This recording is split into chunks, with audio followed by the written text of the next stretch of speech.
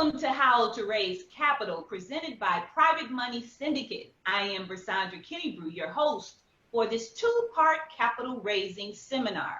Before we begin, please note that you have been muted by default to preserve the quality of the audio of this recording. Please note you have been muted, so if somehow you have unmuted yourself, please mute yourself at this time, again, to preserve the quality of the audio. We invite you to use the Zoom controls at the bottom of the right corner of your screen. If you have any questions, you can ask those in the chat because we will have a Q&A session at the end of the presentation. And now, let me introduce to you our presenter for today's session, Mr. Tony E. Calloway, who is the Private Money Syndicate's managing partner. He has over 30 years of comprehensive experience in the real estate investment, private lending, and financial services industries.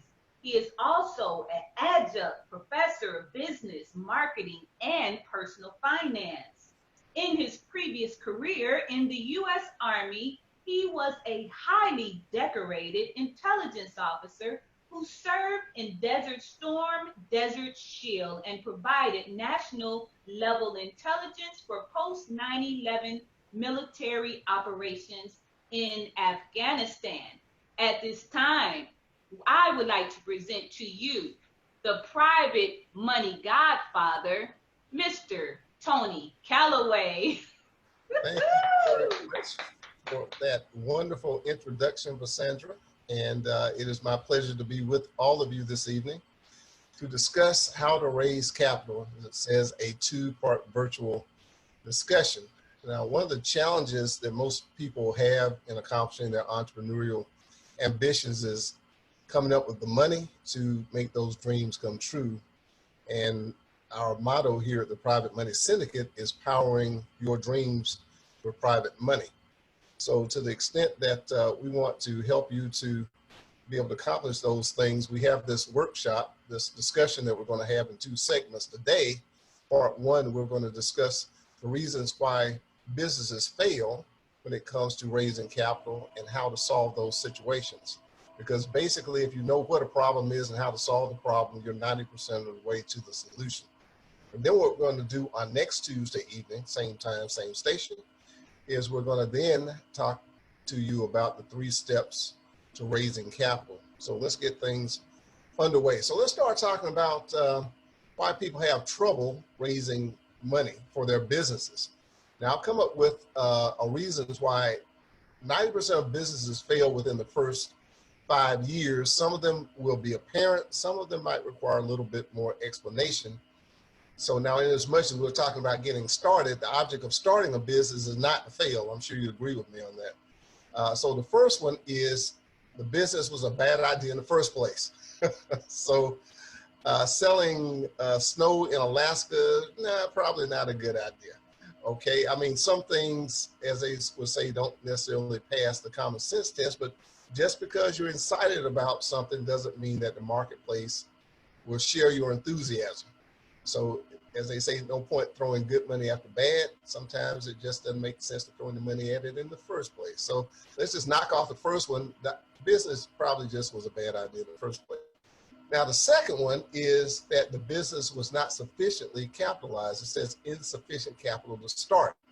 One of the biggest things that I coach clients on when I'm talking to them is that when it comes to raising capital, and we'll talk about this at the very end in terms of having a business plan and your financial projections, is people bootstrap and they're just inch along, and ultimately the business dies of, they say that, dying of loneliness, where the business suffocates because it never really gets enough capital to fully manifest itself. And I'll just give an example. I was speaking with a new client who has a product that she was wanting to get patented. She actually has it patented, and she's seeking to get a licensing agreement. And she was discussing how much money she had and how much she wanted to get just to do this. I asked her, I said, well, how much money is it going to take? I said, until you know what it's going to take, it's kind of like building a bridge that gets 3/4 of the way across a river. It's still no good. So this same point here in number 2 is insufficient capital to start is probably the second biggest reasons why businesses fail. They just don't get enough water and sunlight. If you use a plant as an analogy, they do sprout, but they never grow. The third one is no plan, lack of discipline and execution. Now, the root of that is no plan. People just start doing stuff. Now, as you may have encountered in your own life, now this may be more symptomatic among the men of our species, the women, you get something that has to be assembled. It has all the parts and pieces, and it comes with instructions. Well, the instructions are the plan. So what happens is we just figure we can put it together, and we get 2/3 of the way through. We realize that this panel in the middle that has all these things connected to it, we have it turned backwards, and we can't finish it. And not only can we not finish it, we have to take it all the way back apart to start over again. Well, some of that kind of goes to the point number 3, is lack of discipline and execution, where people may have an initial burst of success, which gets them launched and going, but because there's no definitive discipline in every aspect of the business, again, the business fails. So number 3 is no plan, lack of discipline and execution. Concurrent with number 3 is you have the wrong people to do what needs to be done, poor staffing or HR practices. So we'll just assume for a minute that there is a plan, but now when it comes to a plan, just like when you have a stage play, you have a script and you have actors and actresses who are supposed to perform their roles as part of the theatrical performance. Well, if you don't have the right talent on the stage, the performance is not going to go off very well. And oftentimes we see people, maybe some of us, start businesses and we hire our friends and relatives who may or may not have the skills and the knowledge or the experience to actually do what needs to be done. They're convenient, they're excited with you, they care, but they are not the right people for the job. And so with that understanding, businesses fail for having the wrong people. Number 5, insufficient capital to promote, advertise, and grow revenue. Think about this. All the money that the business will ever get is going to come from somebody choosing to know about the business and do business with you.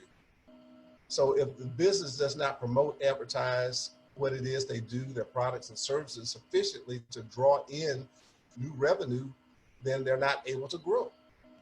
So having a budget and a plan for marketing is an important part of helping a business that is already formed to actually develop properly and having appropriate and levels of revenue come in because of that appropriate levels of advertising and promotion.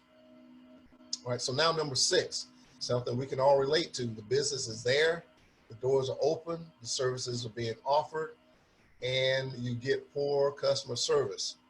You know, the sad fact is that I would say I should move that up on the list, but oftentimes when businesses get started, that's what kills them. They have a great product, great service, great product, but the delivery of the product doesn't meet with the satisfaction of the customer base. And I could give you an example of a friend of mine who just started a little restaurant that didn't have regular hours. I mean, I wanted to patronize, but they didn't have regular hours, and so I didn't know when to come or go or what have you. And then when you would go, there was no knowing what they were serving on any given day. There was no slated menu. So all these things kind of go into that point of the customer service is what's going to keep the customers after you've invested money to get them to come or to call or to visit your website, whatever the case may be. Number 7 is poor discipline in managing business finances. This is a big killer. Just because money's coming in doesn't mean that you're making money. And I don't have to expound on that too much more, but unless you actually have budgets and you have some set of financial disciplines on managing revenue and expenses, the business can be thriving and going broke all at the same time. So number 7, poor discipline in managing business finances. Number 8, now if you just think about all the stuff, and I don't know how many of you who are viewing live or viewing the recording, sometimes the owners just get tired and quit. it's often said that it's less, as much as we think when we have a job that I can't stand this job, I'd rather be doing my own thing. It ain't as easy as it looks. So that rigor to stay at it till you solve the problems, work it out, survive. If you survive the first 7, somehow it takes a lot out of you.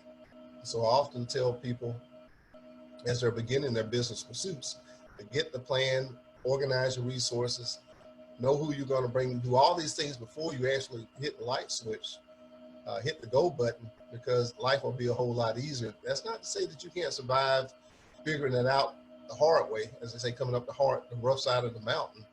But it does take a lot out. Some business owners just give out of gas, out of their own personal energy reserves, and they give up. Number 9, business runs out of money. Can sustain profitability.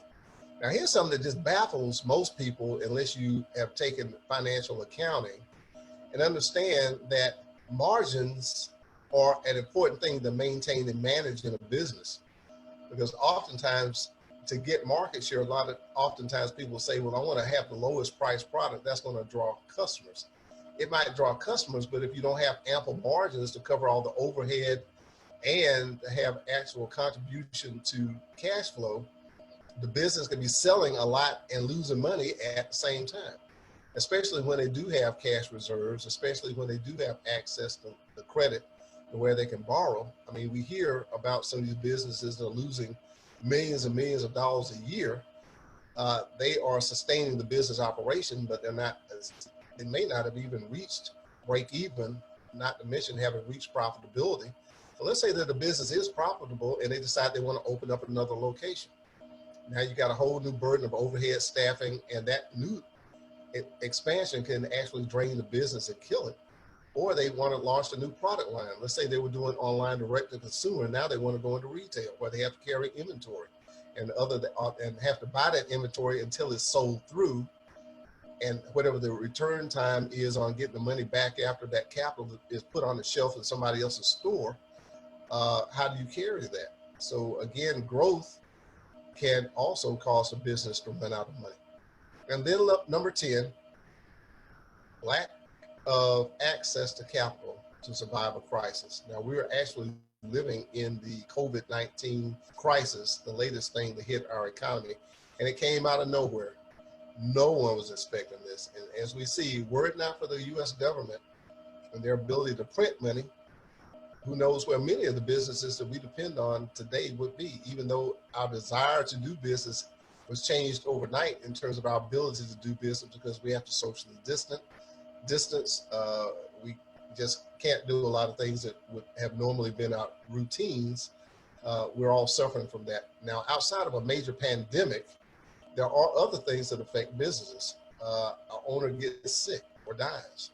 A major supplier goes out of business, or they raise their prices to where you have margin with them, but now you don't. You have to find another source. There is some event, for example, in the real estate market where you have a bubble that bursts.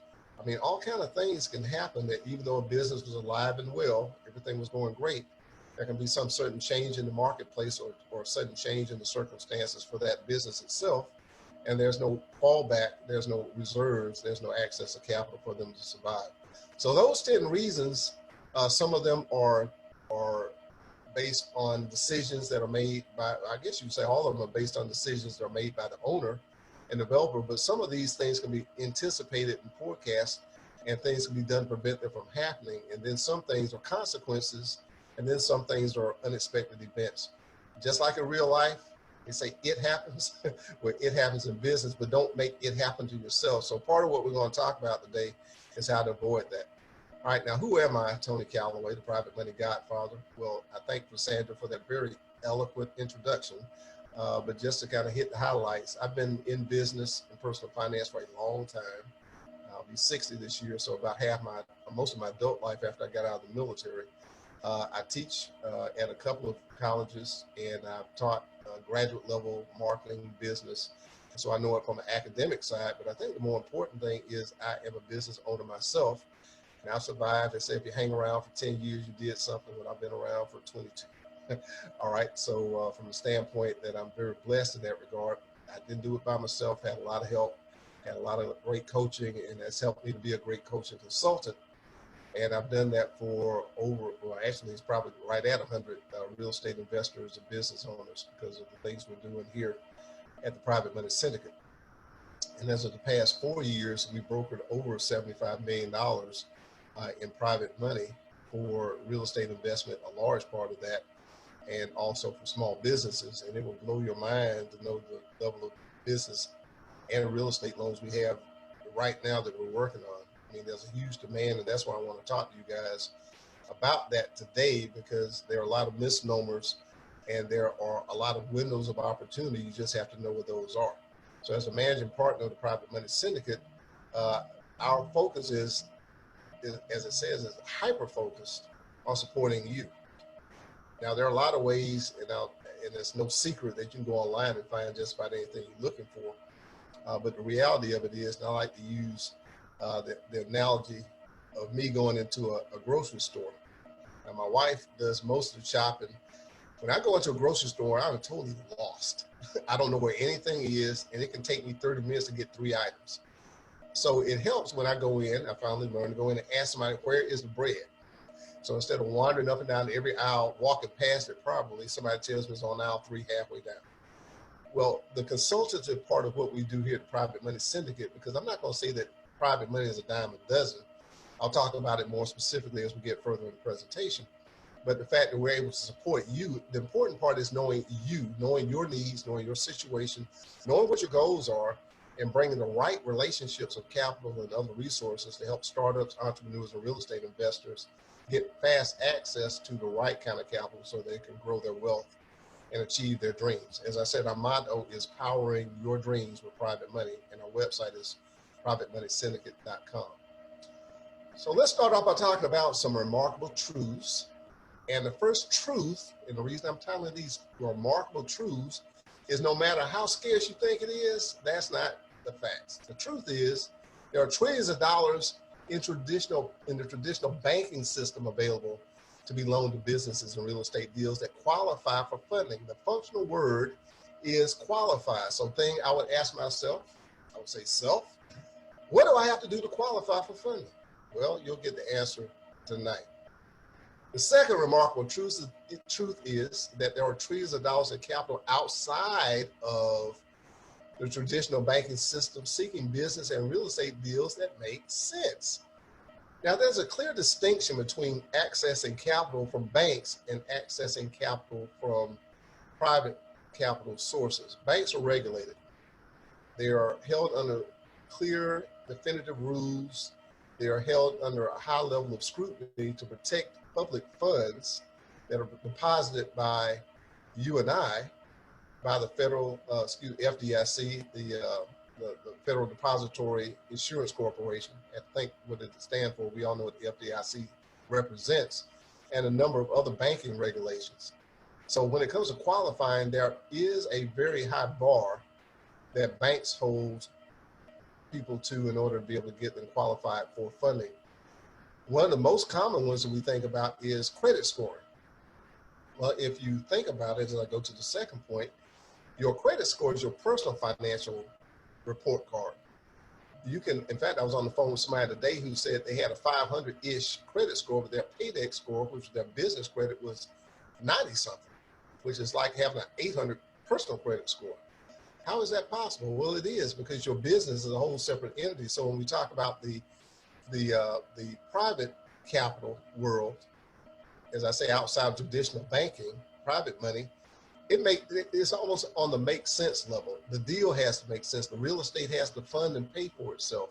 The experience of the operator, if they're flipping property, has to show they know what they're doing, or they're partnering with somebody who knows what they're doing. If they have a business idea, are you showing discipline going from your personal technical expertise to be able to operate this business? Have you brought in people who have all the right associated complementary skill sets in order to help the business be successful, to service the debt and pay that back and make a profit for the business? And when I say private money, I'm not talking about payday loans or usury finance. It always has to allow the business to sustain and make a profit while servicing the debt and providing for repayment. Now, whether that matches what the banks want you to be able to show ability to pay and proof of credit and all that other stuff, no. There's a whole different set of rules, and we'll talk about those in specific terms later. The third remarkable truth is that our economy cannot function without an ever-increasing volume of lending and repayment transactional activity. And what I mean by that is we have gotten off of the gold standard. And if you want to read more about it, there's a book called Fate written by Robert Kiyosaki. I'm not here to sell this book. It's actually one book written 3 times. I think in the first 30 he said he just resaid it different ways going through it. But our business and our economic system here in the world, not just in the United States, is based on the fractional reserve system. It's by people borrowing money that allows the banking system to even sustain itself. And so, since if you think about it, almost everything nowadays is based on making payments. You don't go out and pay $30,000, $40,000 for a car anymore. They don't even advertise what the car costs. They'll say payments of only $300 a month or something like that. Your cell phone, your cable bill, your light bill, everything is monthly payments.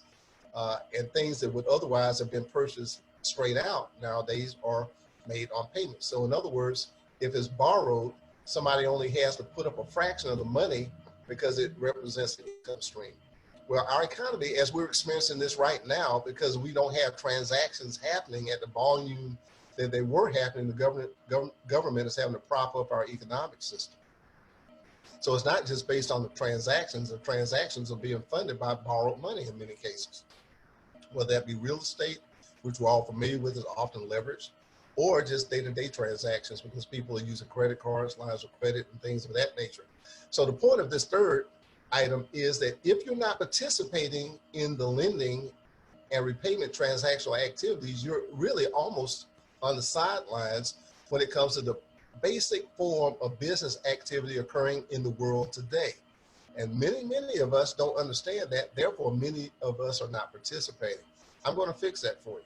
So let's go on to the next set of points, another set of remarkable truths that almost flies in the face of what most of us have been told by Susie Orman, Dave Ramsey. When they're talking about debt, and I'll just read, it says, debt is to be accessed as an important tool for business and real estate investment. It is to be minimized in your personal finances. Debt is part of business, folks. You don't want debt in your personal life, but you have to have access to it in the business world. These big companies like Amazon, Apple, they have billions of dollars in their bank account. They also have access to and outstanding debts in the hundreds of billions of dollars because they understand how to use debt as a tool. Just like a real estate investor will put 15-20% down for a piece of property and be able to borrow the other 80 to 85% of that, not 85 to 90% of that. Business works on the same sets of principles. And in another opportunity, I can give you greater examples of that just make all the sense in the world, but we've been led to think that our business operations and our personal operations are the same. They are not. You don't want to have a lot of debt personally, but you want to be able to manage appropriate levels of debt in business and in real estate investing. And another thing I'll say is that private lenders will make sure that your plan to do that meets with all the responsibilities that would make debt a positive influence in your business's operations. And that's part of what we do here in our consultative role with the Private Money Syndicate. Equity partners are more expensive than taking, that's a typo, than borrowing to capitalize your business. Equity partners are more expensive than borrowing to capitalize your business. Think about it. If I borrow some money, I'll just pick a number, 20%. So let's just say it's $1,000, I need it. And so I have to service that debt over 12 months. I want to pay an additional $200, 20% of 1,000 is 200. So I'll pay back $1,200. To do the same thing, but now I don't have 1,000, so I bring in, I'll just use Sandra since she's here hosting the meeting today. I say, Sandra, if you put up $1,000 and join me in business, we'll be business partners. I'll do all the work and you'll get 30% of the profit. And so I go out here and I make the $1,000 profit. Now I got to give her Sandra 30% forever because she's now my business partner. And all I needed was $1,000. And my point is this: most people who don't know differently say, I'll bring in business partners to bring money. as I advise clients, if their partner's not bringing something with the money, like they know how to do something like marketing. Sandra's great at that. She's our chief marketing officer. Or Milt, who's our chief technology officer. If they're not bringing something besides money, it's more important, it's more advantageous for me to go find a way to borrow the capital. If their intellectual contacts and services they're able to add value to the business in addition to their capital, they actually help to capitalize the business now that they also have some functional role in. To bring it back to the basis of this comment here, most people want to get partners when actually they would be better off to come to the table properly prepared to raise debt capital so they maintain control of their business and they actually get to keep more of their profit without having to give up control to any other parties. And the third point is working with the right know-how. You can raise $100,000 or more regardless of credit history and limited time in business. Now, this statement captures almost everybody who has a dream of going into business. And here at the Private Money Syndicate, the important part of what we do is help them with the right know-how so that they can raise the capital regardless of their mitigating circumstances so that they can capitalize their business and power their dreams. So those are some remarkable truths. And I hope that you say, wow, yeah. So how do you become fundable? Here are the basics. Becoming fundable means that you have postured your business. Now, this could be either equity as a partner or borrowing money, which is debt. But this is the foundation that you have to lay so that you can become fundable.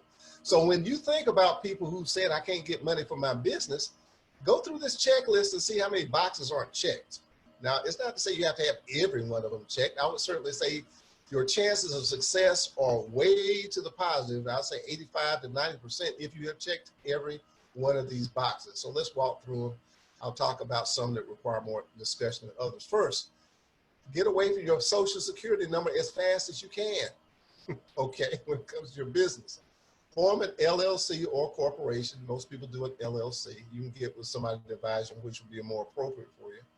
But once you do that, get a tax ID number, or an EIN, stands for Employer ID number, so that you have another identity within your entity in which to transact business. In other words, the best credit is that is not yours, but that is that credit that belongs to your business. And along with that, the third bullet is establish a business bank account under the EIN. I would venture to say to you that I'll say 1 out of 4 people I talk to are in business, have been in business for some time, and I'll use the word guilty of 2 things. One is they have a sole proprietorship, which is under their social security number, which is fine. That is a legitimate form of business. The problem, though, is they don't have a separate business bank account that they strictly run their business transactions through.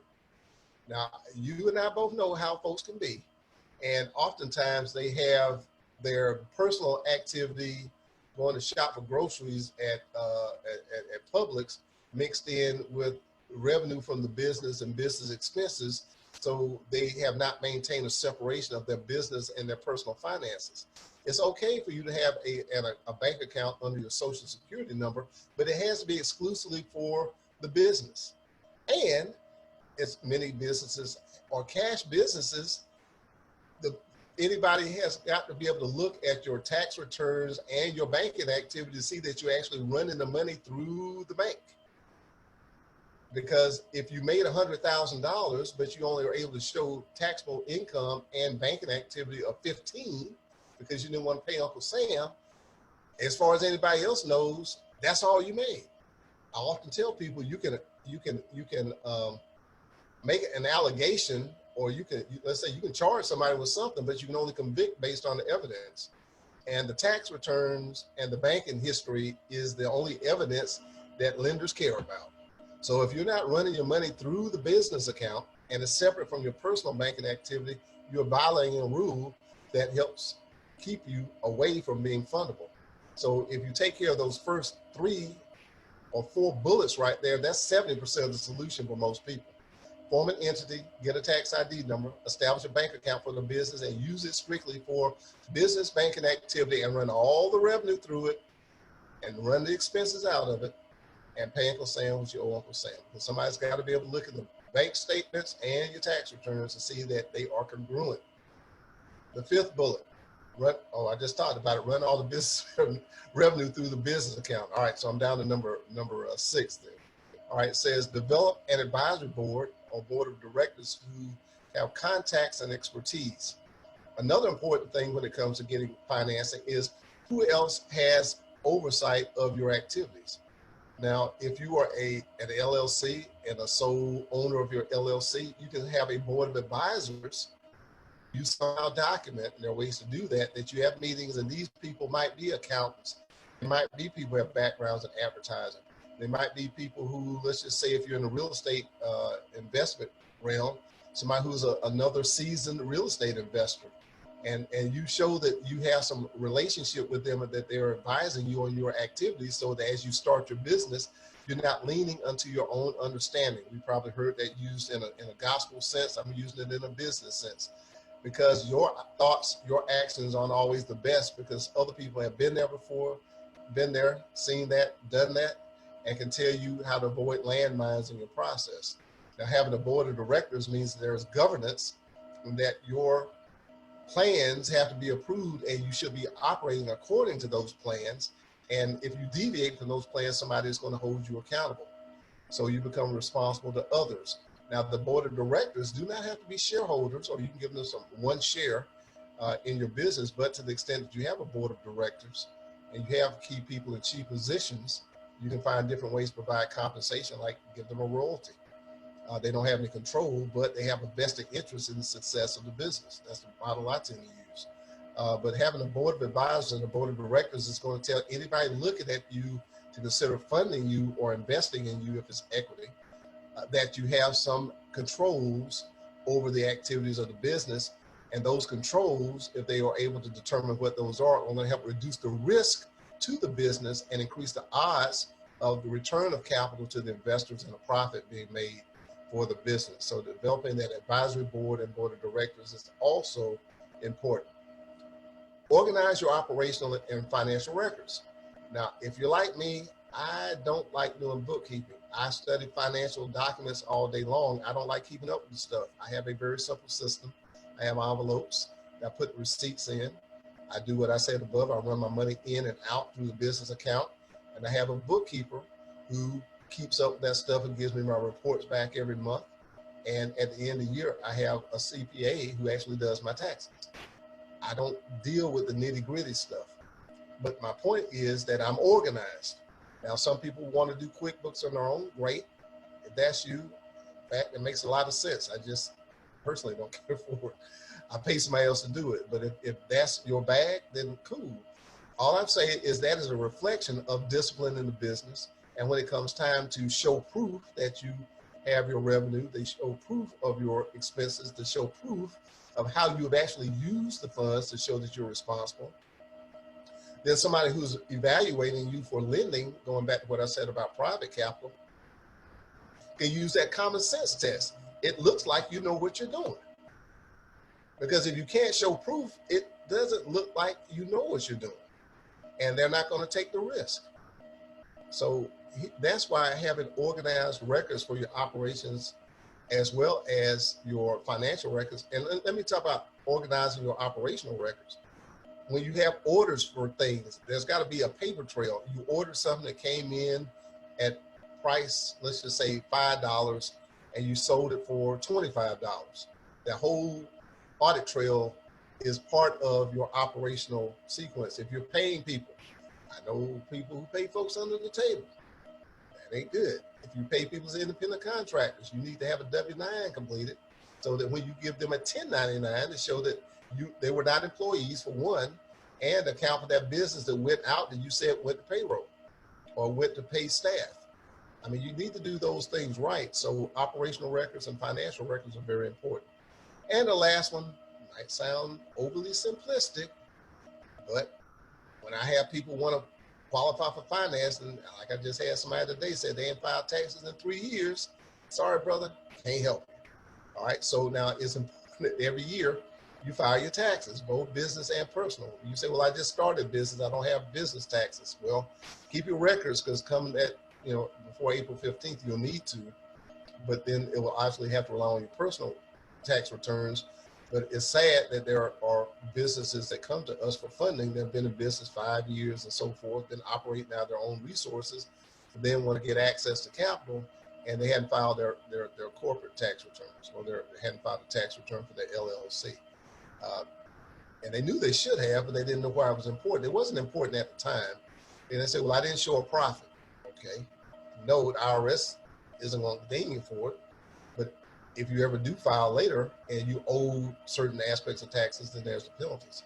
So I would just advise you, when you look at these different points of becoming fundable, I'm sure you realize that as I discussed them, how many people violate these. But if you do these, you really set yourself up on a very solid foundation to be able to have access to the capital that you need, be it from bank or from private lending or private equity sources. These are the foundations.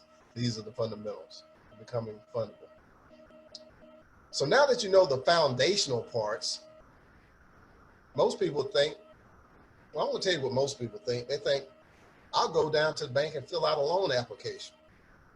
Now, there's a difference between a loan application and some of the stuff I'm just going to hit on. And I do these questions to you rhetorically because most people's answer is, I don't know anything. I may have heard of some of these things, but every one of these 9 items that are listed here are why there is value in working with the Private Money Syndicate. There are various types of capital. I've talked about loans, I've talked about equity. Those are 2 primary types. Then there are variations on the theme inside of those. Debt versus equity capital. As I said earlier, when it comes to capital structuring, a lot of people don't know whether they should take on debt or whether they should bring on an equity investor. They just want money, but they either think on bring on a partner where they should have just gotten debt, or they should have potentially brought in an equity partner instead of getting debt. As I said, if you need expertise, I've got a deal that I'm working on right now where a guy's got, is in the cannabis industry. He's selling off the oils, but then he's got all this hemp that's left over, and he's wanting to bring in capital, and the other party I'm bringing into the deal is willing to fund his capital need, but there's a strategic relationship because they make plastics, and one of the components in reinforced plastics is hemp fiber. So that's a great example of where our equity partnership ties the 2 together, not only as supplier and producer, but they also are tied together so that as one prospers, the other one benefits commensurately. All those are scenarios where knowing whether you should bring in debt or equity or some combination and what properties or proportions is a consultative function that comes out of the process that we'll be talking more about next week. Financial statements. You need to have a bunch of them. An income and expense statement, profit and loss statement, use of funds statement. There are 4 or 5 others that go into how you represent your business as a pilot. And one of the things that most people, I used to have a private pilot's license, is you got all those gauges on the instrument panel that tell you where you are floating in space. Well, a business's financial statements tell where that business is floating in business space. And understanding how those reflect in your ability to raise capital and how the business is performing is a very important part. So not only having somebody to prepare them, the bookkeeper, the accountant, whichever you choose, but having somebody who can help you to understand how those reflect how your business is doing. Types of loans. We've got the basic loan that we think of as a term loan, equipment financing that's collateralized by the equipment you're borrowing. Most people don't realize all the stuff you can borrow as equipment. If you have a bar or restaurant, tables and chairs are equipment. If you have a gym, the fitness equipment is equipment. If you have a jet, that is equipment financing. Transfer, truck, trailer, all that kind of stuff. All that's equipment financing, and that's different from a line of credit. That's different from a mortgage. That's different from an SBA guaranteed loan. All those, but if you have contracts, they call it contract factor, purchase order factor. You know, not to impress you with the different types of loans, but the fact of the matter is when we talk about capital structuring, what types of loans do you need? What types of loan would be best for your business? I've had people to come say, I need to get $150,000 loan, and they're thinking a term loan that has monthly payments over a given period of time, unsecured, whereas they could get the money for a 10-year term, secured by, let's just say, a government contract that is at interest rates that will be a third of what they would be paying for an unsecured loan that will be on 3-year payment terms. So dealing with somebody who knows the types of capital, the types of loan that you need is important to make sure you get the best capital structure. All right, capital matching. Now, capital matching is looking at the type of capital you need for the purpose. I just kind of hit on that. Equipment financing for equipment. For somebody who has a variable, like a seasonal business, having a line of credit would be the right type of capital to help the business deal with the slow season. So when they start having an abundance of revenue come in the peak season, they can pay that debt back down. Those are just some examples. There are plenty of them, but the fact of the matter is most people don't understand that. Personal versus business loans. Now, I touched on that a little bit. Now, obviously anything under your Social Security number is in the personal realm, but even in the business loan realm, you have loans that are underwritten using your Social Security number, but those loans don't show up on your tax return. Sometimes those are the ones that you need to get in the initial stages. But a business loan is typically always issued using your EIN or tax ID number. But again, understanding the capital position, the mitigating circumstances for the client, tells someone who's informed about these processes which routes to take in order for you to be successful, as opposed to being disappointed, which is what happens when you don't know. Lender matching. Different lenders have different appetites for different types of risk, different types of loans. And so you might think they're all the same just because they lend money, but I absolutely guarantee you that they are not. So having somebody who is also informed about which lenders are looking for what types of capital structures, what types of loans, is going to increase the odds of success now that you've properly built your foundation. Lender compliance. What is it that the lender wants to see in your application, in your loan package, to let them know, check, check, check, check, check, everything is here, we can move forward. Something's missing, reject. And oftentimes, all you know is you got declined for the loan. And that's only because you don't know. There is an expertise set that we have a technical assistance provider who this is what they do for you to help you to qualify and have access to capital. And then all that goes into putting together the loan package. And loan application is only one part of a loan package. So packaging that loan such that it presents the business in the proper light to the right people, meeting their expectations for underwriting requirements, is what gets you funded. And that's what we want to happen for you. So now we talked about preparing yourself to be fundable. We talked about some of the things that go into the more discrete processes, as I would say, with the engine that happen under the hood that help people to be successful where most fail. We come to some of the other truths. More money is lost in opportunity cost than is lost in overspending.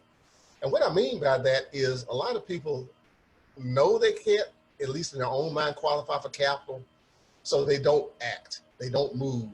They sit in what I call silent frustration, maybe trying to bootstrap their way toward their goals and dreams. That's opportunity cost. It's not that paying people to do things for you is money spent that could otherwise be invested in you learning how to do it. But I use the analogy, yes, I had a private pilot's license. I understood after doing it a while, flying in a small single engine aircraft at 10,000 feet above the ground. It's like being on a riding lawnmower 10,000 feet off the ground. It wasn't as fun as it looked like on Top Gun. It cost a lot of money. And so now when I want to go somewhere, I pay $300 or $400 for an airline ticket. I get on the plane, buckle up, and I get there. I pay them to provide the service because they are more efficient at it and they're doing something that I personally don't want to do anymore. So when I talk about opportunity costs, there are experts like us who can help you to get funded, and we aren't free, but we don't cost as much as the dreams that you don't fulfill because you don't know how to get done what we know how to get done for you. The second point is failing to plan is planning to fail, and that goes with action without thinking is the predominant cause of most failures. A lot of times people who do, go ahead and strike out to start their business don't have the documentation, haven't thought through, and have not structured their plan such that other people can hold them accountable for the process, as well as the fact that nobody else knows what they're trying to do.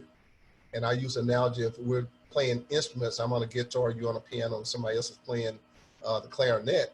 We're all looking at sheet music. Well, we know what registers we're playing in and what parts that we're playing as part of creating this musical presentation. Well, when it comes into bringing in capital, bringing in other parties that are part, having a written business plan helps everybody coordinate their efforts. And the analogy I had for a guy who was a real estate investor and also a contractor, I said, when you go to a work site, often the best thing is for the material to be already there on the site when the crew shows up, right? He said, yeah. I said, well, what happens when you show up and the material's not there? He said, well, we kind of wander around and wait on it. I said, well, think as a real estate investor, you go out and find a deal. Now you're trying to find capital to buy the deal. Wouldn't it be better if the capital is already waiting when you show up with a deal? He said, yeah. I said, well, that's what I do. If you have a business plan, then I know what you're looking to fund, and I know how to have the capital waiting on site when you show up with a deal. Now, doesn't that sound better? He said, yeah. That's what we do. And the third last point is fear of failure is man's third greatest fear. Now, Cassandra is a Toastmaster, and they say that public speaking is a greater fear for most people than death. I've never had that problem. So, but the second one being death, third is fear of failure. People don't try because they're scared they're going to fail. Well, what I've shared with you over most of this conversation is ways to mitigate the risk, reduce the odds of failure, giving you every single reason to get started now, but doing it the right way with people who can help you to succeed. So now we got to the point in time where if we have questions, I hope we do, we want to help you to understand how the Private Money Syndicate will help you have access to all the capital that you need. You know, we give you the guidance and the technical advisory partners to support you. And we have a program that guarantees, notice the word guarantees, it's not there by mistake, a minimum $100,000 capital rate regardless of your credit history and limited time in business, because more people need to power their dreams with private money. So I am going to turn it to Cassandra for audio. I'm going to leave the slide up and let Cassandra let me know if any questions have come up in the chat. Thank you for your time. Yes. Thank you so much, Tony Calloway. Now we all know why he is called the Private Money Godfather. Thank you. I must say that because of his wealth of knowledge and his ability to really break things down, I have entered into this program as well. And I am working my way through the end process and super excited about getting my $100,000 capital raise in the near future. But let's get to this question and answer session. And it looks like we have a question about credit challenges. The question says, if you have credit challenges personally, what would you feel is the first step that you must take to be able to get funding for your business? Thank you, Cassandra, for reading the question. Thank you for the asker of that. Your personal credit is important, but it is not the only factor in private capital.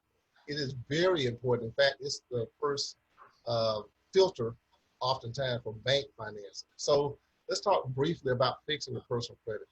Now, we know about getting the derogatory stuff off. There are lots of service providers who help with that, and most of them are pretty good. We actually have one that we work with is good at that. But the other thing that is commensurate with derogatory history is that other 30% of your credit score is utilization. Now, utilization is how much of your credit limit are you using on your unsecured debt. So there are actually lenders who will help provide things called bridge loans to help you to actually pay down your utilization, which can tack on a sizable plus to your credit report that helps you to get the bigger financing. That's called bridge loans, by the way, to help you to get the personal credit score up to where they know if all other things are in place, they can get you business finance, and then you can go back and pay off that bridge loan. So again, that's a strategy. But I would certainly encourage someone to, and again, you can do it yourself, or you can pay somebody to do it faster. It's kind of like my analogy of getting on an airplane. I know a lot of people say, I want to fix my credit, and they still fix it. Ain't got fixed yet. But I think sometimes too, when you have an intentionality that you're aiming to get something done by a certain point in time, you know, bringing that problem up, looking at where it fits in the equation, it might not be that big a deal. God honest truth. I had a lady who had a 438 credit score.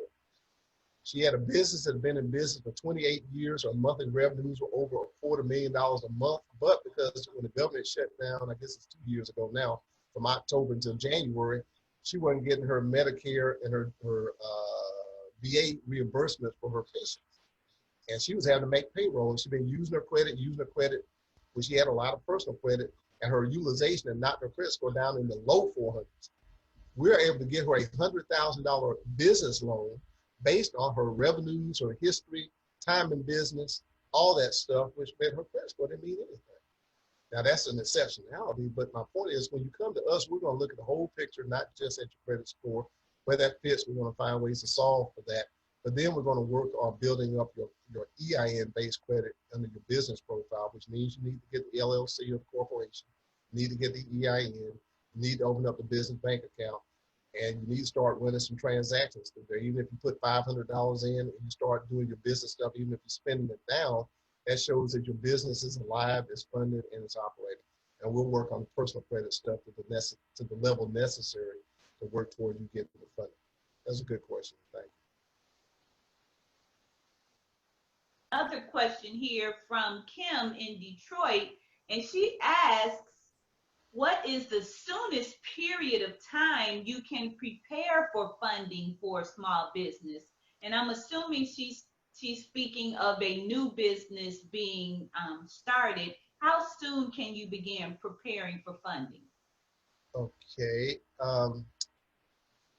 The best way I can answer that is when you say preparing, let's assume, I'm making the assumption you got all those foundation things ahead in becoming fundable. So now once you're there, let's say that the fastest credit that somebody can get is using their social security number and their personal credit score. Now I'm not talking about a personal loan, I'm saying a business loan based on your personal credit and not reporting to your credit bureaus. It's based on your personal credit and it's also maybe looking at your personal income, but then it's going to be a business loan that doesn't report to the credit bureaus. Now those could be accomplished within 30 days if somebody's got a high enough credit score. Let's say they're in the 700s. They got a pretty decent amount of disposable income. And so let's just say they want to get a $25,000 loan or a $25,000 business credit card. So it depends on the amount of funding that they need, but those are pretty quick. Now, if we're talking about EIN-based credit, that usually takes a build time of say 4 to 6 months because we have to start establishing the business plan. We have to put together the funding package, and that usually takes a couple of months. And then we have to actually go out to lenders and give them the review time to come back with the funding. So there's oftentimes to get new businesses funded, some combination of their personal credit score for business loans that don't report to the credit bureaus where we're building up their EIN-based credit. So I know that was a long answer, but assuming that they have some decent credit score, we can get that up. I would say a reasonable time frame to look at is 60 to 90 days, and then we keep building their business credit capacity from there. As the business actually takes form, starts generating revenue, and starts developing its own history. Okay, thank you. And now we have another question, and this is coming from Lisa, again in Detroit. And her question is, does the capital raise program that you are referring to help with writing your business plan? Yes, a very important and foundational part of that. In fact, the first part of that is getting your lender compliant loan package together, and one of the 3 cornerstones of that is the business plan. So yes, we have a technical advisory partner. That's what they do. So once you decide that you want to engage us, we'll get you engaged in the Capital Ready program. And we have other programs, but the main thing is getting the business plan. That's one of the cornerstones. Have the financial projections, which is the 3rd cornerstone. And then we put all that together with the other attributes of the loan package, which is, among other things, the personal financial statement and any of your financial documents, say your income expense statement, balance sheet, usage of funds, tax returns, all that goes into a loan package, okay? And then have the right documents for that particular lender. That's why I said lender matching and capital matching all comes as a consequence of having the lender compliant business plan, because we know what kind of capital we're looking for. It might actually be, and we call this capital structuring. I know I'm getting into a little bit more detail, but let's say that you want to start a trucking company. So you need trucks, that's equipment. So we have a lender who does it. That loan package will be different from, all right, you got to pay your drivers. So you might need some working capital. Well, that's another lender we'll go to with a different slant on the loan package for the working capital. Well, let's say you get hauling contracts for Amazon. So now you have a contract, and we can do contract factoring, which is another lender that we'll have, and the contract will be part of that. They'll be the main emphasis in that loan package, because you get paid so much to haul so much. So all three of those are three different variations of the loan package focus on the right lenders for the kind of capital you need. So that's why it's important for Sandra and for Lisa to know what types of capital you need to fully fund in the right structure so that your business is properly capitalized and fully capitalized. So I hope that helps clarify and crystallize some of the things I talked about earlier. Yes, yes. And Lisa also wants to know, is the business credit source that you are speaking of Duns and Bradstreet? Dun and Brad. Now, Dun and Bradstreet is a reporting agency. Now, in other words, you get a DUNS number, but they're kind of like Equifax and with TransUnion and what's the other one? Experian. They're a reporting agency. There are actually three business. Actually, there's Experian Business, there's Equifax Business, then there's Dun and Brad, and actually there are four. I can't think of four. There are four, but they're reporting agencies. Now, here's the thing most people don't know is that the businesses that report your credit to the FICO system pay, because it's kind of like a self-protective process for them all. So they actually pay those guys to house your credit reporting information, so anybody else who want to vet you to approve you for a loan can see what your behavior is. Okay.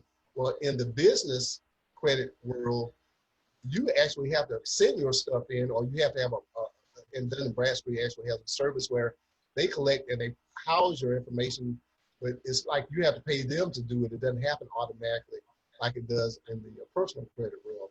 So these other vendors are, dependent, and this is all part of what we do through our technical advisory partner, is to make sure that your business credit history gets posted so that you can grow that paydex score number.